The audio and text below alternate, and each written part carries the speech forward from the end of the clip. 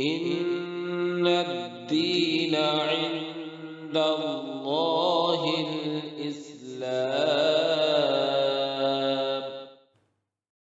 محترم ناظرین، السلام علیکم ورحمۃ اللہ وبرکاتہ۔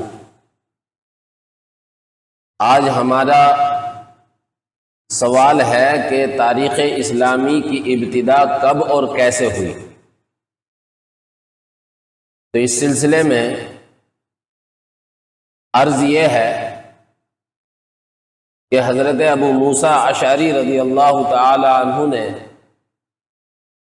حضرت عمر فاروق رضی اللہ تعالی عنہ کے زمانے خلافت میں حضرت عمر رضی اللہ تعالی عنہ کو اس بات کی طرف متوجہ کیا کہ آپ کے فرامین ہمارے پاس آتے ہیں اور ان میں کوئی تاریخ وغیرہ نہیں ہوتی، جس سے یہ امتیاز کرنا بڑا مشکل ہوتا ہے کہ آپ کا فرمان کون سا پہلے ہے اور کون سا بعد کا ہے، آپ کا فرمان کب آیا تھا اور کب چلا تھا۔ اس لیے امیر المومنین آپ کوئی اسلامی کیلنڈر طے فرمائیں۔ حضرت عمر رضی اللہ تعالی عنہ کو حضرت ابو موسیٰ اشعری رضی اللہ تعالی عنہ کا یہ مشورہ بہت پسند آیا، اور حضرت عمر فاروق رضی اللہ تعالی عنہ نے اس وقت کے کبار صحابہ کو جمع کیا،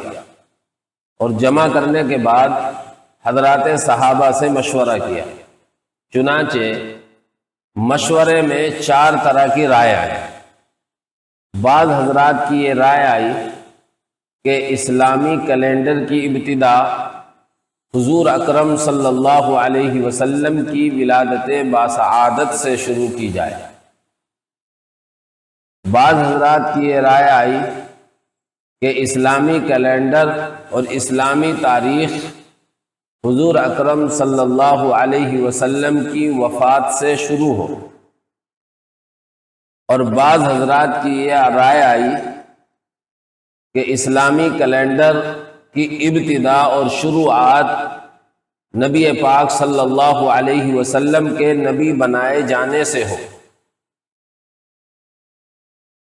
چوتھی رائے یہ آئی کہ اسلامی کیلنڈر اور اسلامی تاریخ کی ابتدا حضرت رسول اکرم صلی اللہ علیہ وسلم کے مکے سے مدینہ ہجرت کرنے کے موقع سے شروع کی جائے۔ حضرت عمر فاروق رضی اللہ تعالی عنہ نے ساری رائےوں پر غور کیا، اور غور کرنے کے بعد 3 رائےوں کو چھوڑ کر چوتھی رائے پر فیصلہ فرمایا۔ حضور اکرم صلی اللہ علیہ وسلم کی ولادت باسعادت سے اسلامی کیلنڈر کی ابتدا تو حضرت عمر رضی اللہ تعالی عنہ نے اس لیے نہیں کی، اور اس رائے کو اس لیے رد کر دیا کہ اس سے پہلے سے حضرت عیسیٰ علیہ السلام کی ولادت سے اس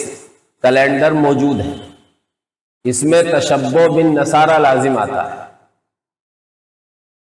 اور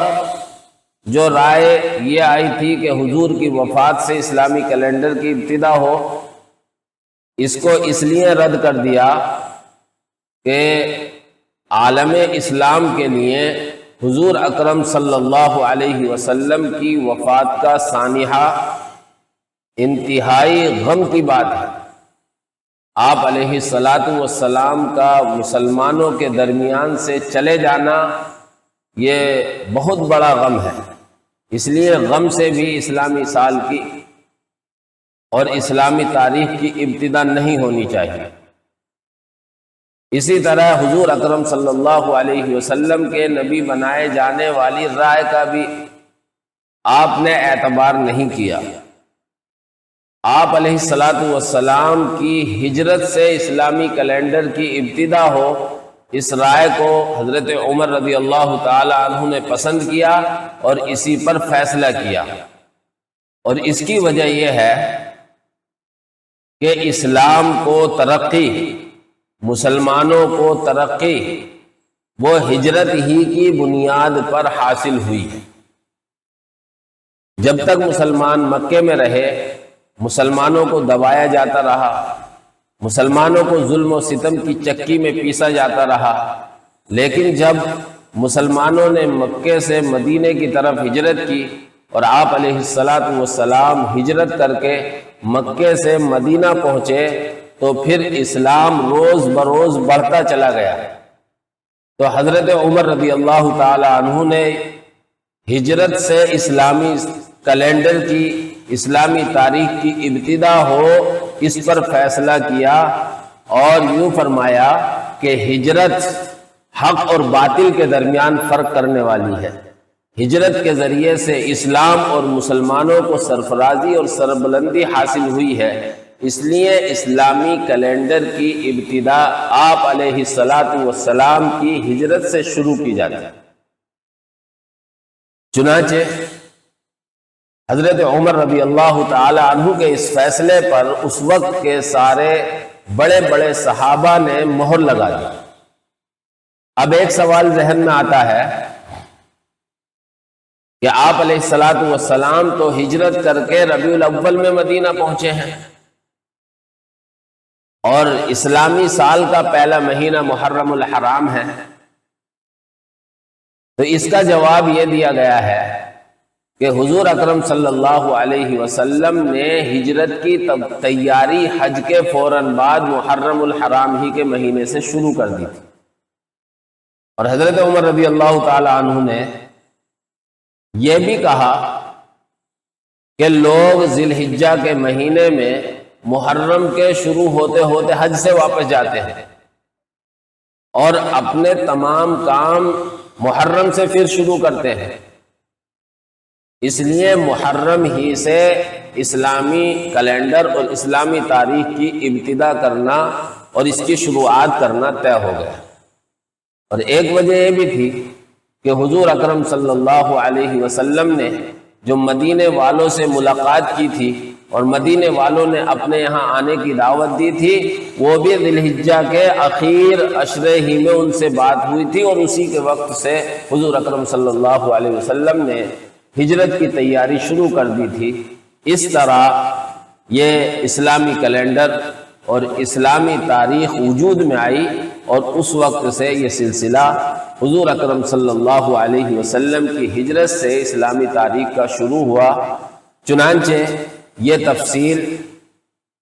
حضرت مولانا محمد ادریس صاحب کاندھلوی نور اللہ مرقدہ نے اپنی مشہور کتاب سیرت المصطفیٰ میں صفحہ 399 سے لے کر 400 تک تفصیل سے بیان کی ہے۔ واللہ اعلم بالصواب۔